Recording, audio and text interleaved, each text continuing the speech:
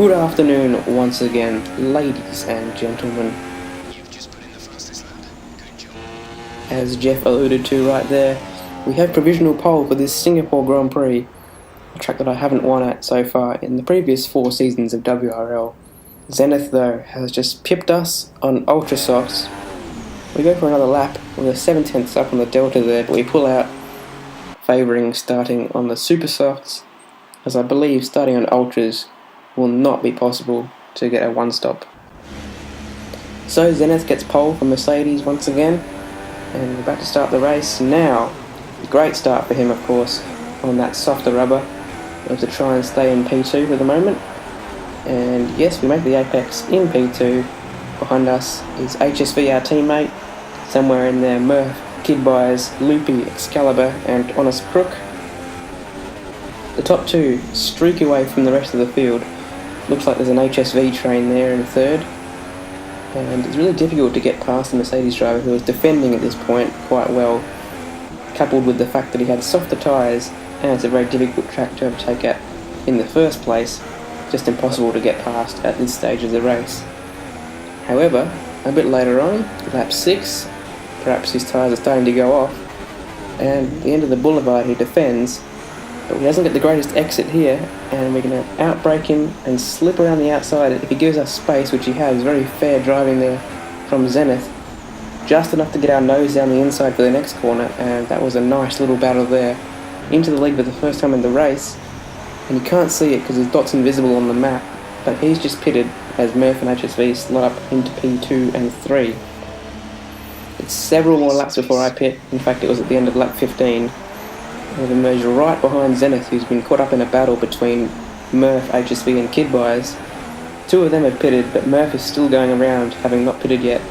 Zenith finally gets around the outside there. There's a little bit of contact between the Haas and the Mercedes, but ultimately Zenith gets through with the better rubber there, and we follow him straight through. Looks like Murph conceded that position to us. Now we're tracking down Zenith for the second time in the race. He'll be making another pit stop, but we really want to get past anyway. We tried at turn 1, not enough space, and I backed out of that one there, opting to let him back through for safety. I got a good run here, but then I thought I'd better not take this position right now, just because I got a really good run out of that track extension, so I let him back through.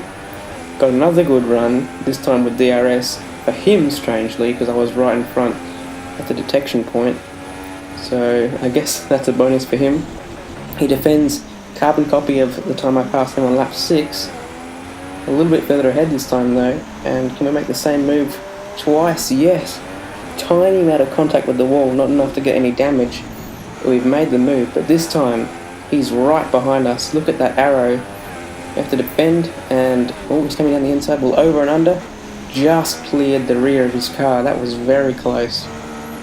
But that's battle over, because I have much better traction at this stage of the race. And up into the lead we go. Zenith now in the pits. You can see that because Kid Buyers and Murph had fired up in front of him. Oh no, and he's crashed out. Terrible luck for the returning British driver. And is that going to mean a safety car? Who knows? Safety car deployed. The safety car has been deployed. Yeah, so our big lead comes down to naught. We fit the ultra softs with 11 laps left, but due to the fact that we didn't get much wear under the safety car, that should be fine. 3 seconds.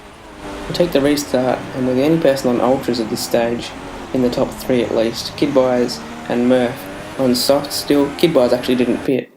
So we streak away from the field once again with consecutive fastest laps, and by lap 27 have almost a 10-second lead over Murph and HSV, when all of a sudden, Safety car, safety car. why there was a safety car, it's a mystery to all of us. No one crashed at all, so that safety car literally had no reason to come out, but it did.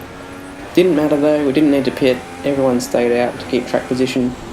And finally, after 4 seasons of trying, victory in Singapore for Jacko in WRL. And that's a decent championship lead as well.